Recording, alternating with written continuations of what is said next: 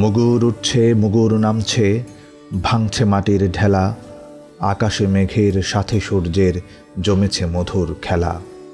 নির্মলেন্দু গুণের কবিতার মতোই দুপুর গড়িয়ে এসেছে মাঠে, মাথার উপর ঝলমলে সূর্য, তার সঙ্গে মেঘের লুকোচুরি। রোদে ঝলসে ওঠা ধানক্ষেত জুড়ে একটানা ছন্দ, কাস্তে ওঠে কাস্তে নামে। মাঠের ভেতর ছড়িয়ে থাকে মানুষের ঘাম আর শ্রমের শব্দ। যে মানুষগুলোকে নিয়ে আলোচনা হচ্ছে তারা বাগেরহাটের শরণখোলায় এসেছেন পাশের থানা মোরেলগঞ্জ থেকে। কারো হাতে কাস্তে, কারো কাঁধে পোটলা। তাদের পরিচয় একটাই, পরিযায়ী কৃষি শ্রমিক। সাধারণত ধানক্ষেতের সঙ্গে লাগোয়া গ্রামেই তাদের আবাস হয়। দিনে খেতে শ্রম আর রাতে বিশ্রাম হয় অস্থায়ী টিন শেডের ঘরে। রান্না খাওয়া সব ওখানেই। ধান কাটছেন রহিম হাওলাদার। তিনি জানান তারা যেখানে কাজ পান সেখানেই চলে যান। অস্থায়ীভাবে কিছুদিন থাকেন, ধান কাটা শেষ হলে কাজের খোঁজে চলে যান আবার অন্য জায়গায়। এভাবেই চলে তাদের জীবন। যেখানে কাজ পাই সেখানে যাই, ওখানে থাকি, আবার যেখানে কাজ পাই সেখানে আমরা চলে যাই। আমাকে গ্রামে কাজকর্ম নাই, ডাল সিজন দেখে আমরা অন্য স্থানে কাজে আসি।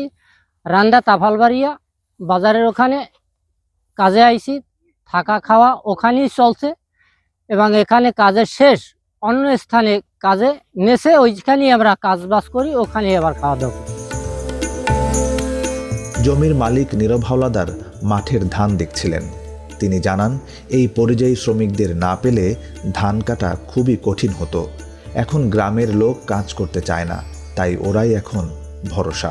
লোকজন তাপালবাড়িতে পাওয়া যাচ্ছে না, তারপর হইলে অন্য থানায় দিয়ে লোকজন নিয়ে কাজ করাইতে হয়। খুব দুর্ভোগ চলতে আছে, নাইলে লোকজন আসলে আমরা ধান উঠবে না। গ্রামের মানুষ তারা ধান তাইতে চায় না, তারপর হইলে অন্য জায়গায় দিয়ে লোকজন আইনে ধান দাইতে হয়।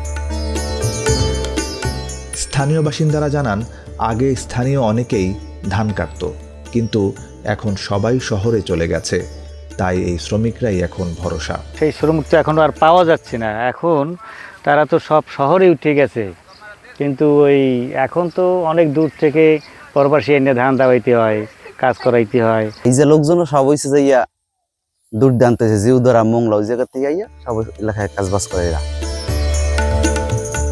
এসব পরিযায়ী শ্রমিকরা সাধারণত দল বেঁধেই কাজ করেন। দলের কে কোন কাজ করবেন তা আগে থেকেই নির্ধারিত থাকে, ফলে ভুল বোঝাবুঝি কম হয়। আমি লোকজন লইয়া আইসা আমার থাকার স্থান দেয়, আমার খাওয়ার পরিকল্পনা করার পর আমি কাজবাজ করিয়া এদের কাজ শেষে আমি আর এক জায়গা যাইয়া আমি এদের নিয়ে কাজ করি।